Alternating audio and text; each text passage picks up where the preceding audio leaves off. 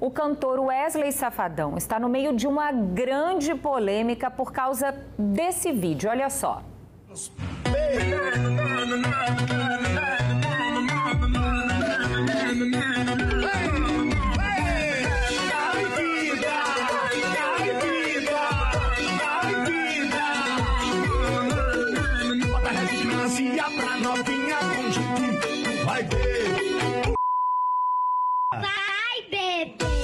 Chama as amiguinhos, o baile vai beber. Só quem é gostosa, levanta a mão.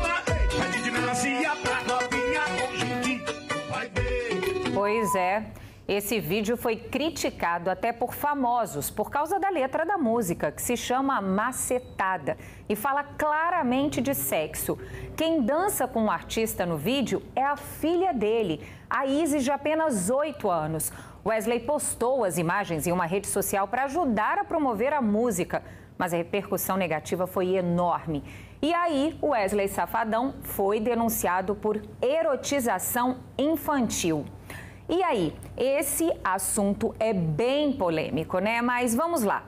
O que é a erotização infantil? Como isso está presente na vida dos nossos filhos e muitas vezes a gente nem se dá conta. Bora bater um papo sério sobre isso? Aqui no estúdio eu recebo a psicóloga Gisélia Freitas e a Ávila Pereira Santos. Ela tem um menino de 4 anos e uma enteada de 7 e está sempre em alerta com as crianças. Boa tarde, Ávila. Como que é lidar com isso lá na sua casa? Explica pra gente. Boa tarde, é um prazer estar com vocês aqui, tá? Obrigada pelo convite. E assim, hoje é muito complicado essa nossa realidade, né, que nós estamos vivenciando, porque tá tudo muito exposto, né, a internet, a abertura, né, de tudo. Por exemplo, às vezes na minha casa, às vezes não, nós não escutamos, né, esse conteúdo, até porque nós somos evangélicos, né, e temos alguns princípios, acreditamos em alguns princípios, né, então a gente não acessa, né? Mas o vizinho acessa, a gente está numa praia, né? E se escuta. Então, não tem como ficar tampando, colocar uns tampões nos ouvidos das crianças, né? Para não escutar. E é um confronto, realmente é muito complicado você saber lidar com essas situações, porque a criança em si, ela está exposta a todo momento. A gente tenta resguardar o máximo os nossos filhos, né? Monitorando. Meu esposo tem um aplicativo no celular. O meu menor, o Henrique, ele não tem acesso a celular. Às vezes, muito pouco, quando ele assiste algum desenho, mas é totalmente monitorado, né? E só quando a gente sai, alguma coisa assim, que às vezes ele fica, né, quieto, porque a questão da facilidade, né?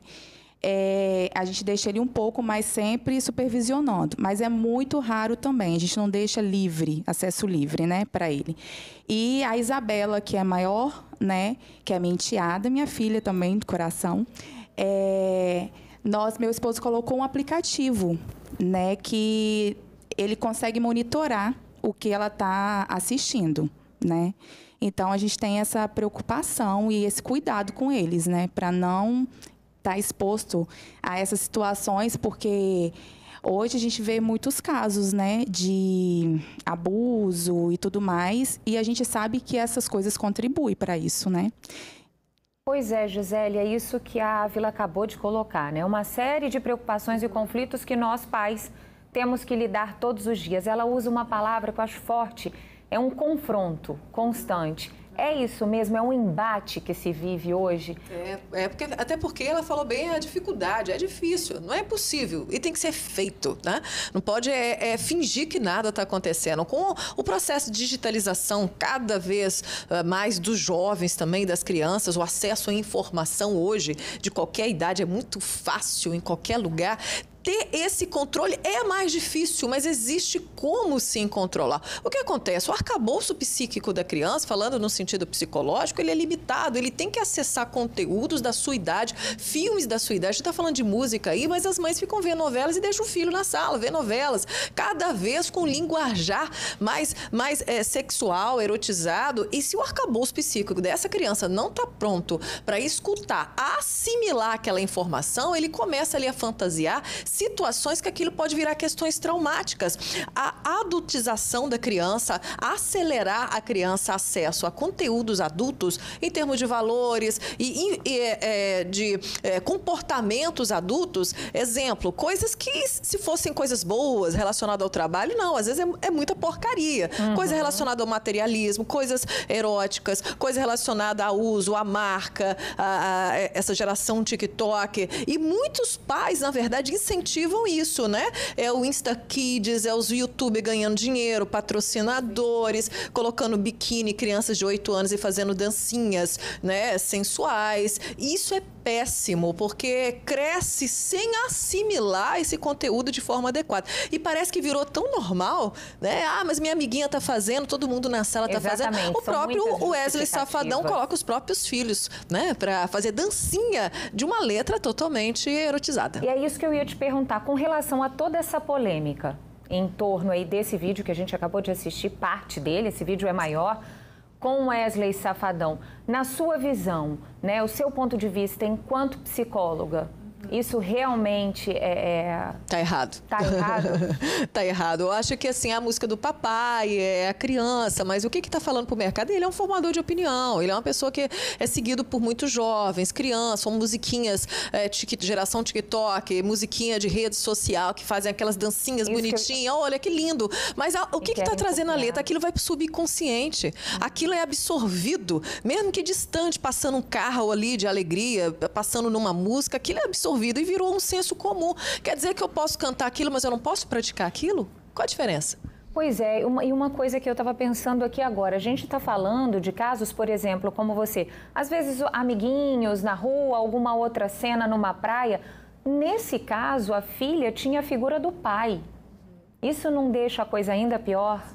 Sim, parece que está numa situação familiar, mas está sendo absorvido de mesma forma. O arcabouço psíquico dela, se o pai está junto, se a mãe está junto, é da mesma forma. Levar para ver novela. Ah, está assistindo com a mãe, mas está errado, está tendo acesso a conteúdo inapropriado para a idade dele. E essas limitações de idade, existe um estudo psicológico para isso, social para isso, existe um motivo para isso. Não está pronto, não é a hora. Adultizar, isso é péssimo para o desenvolvimento da criança, principalmente no processo de erotização.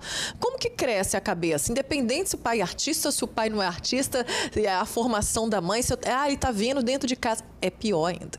Ávila, como que são as atividades na sua casa, né? Você falou do controle na internet, do seu marido, com relação ao que está sendo assistido. Como é? É o lúdico que é trabalhado? Vocês procuram realmente, como a Gisélia falou, levar tudo para a faixa etária deles? Como é? Sim, tudo na faixa etária. A gente tem muito controle mesmo com essas questões. O Henrique, então, que é 4 anos, a gente acredita muito nessa questão que ela colocou aqui, né? No psicológico mesmo, desenvolvimento. Né? Ele está nessa fase, né? Tem estudos aí que falam que a criança tem esse desenvolvimento até os 7 anos de idade, não é isso, doutor? Se estiver errado, você me corrige. Então, a gente se preocupa com isso, porque o que a gente implanta neles hoje é o que vai definir eles no amanhã, né? Na fase adulta.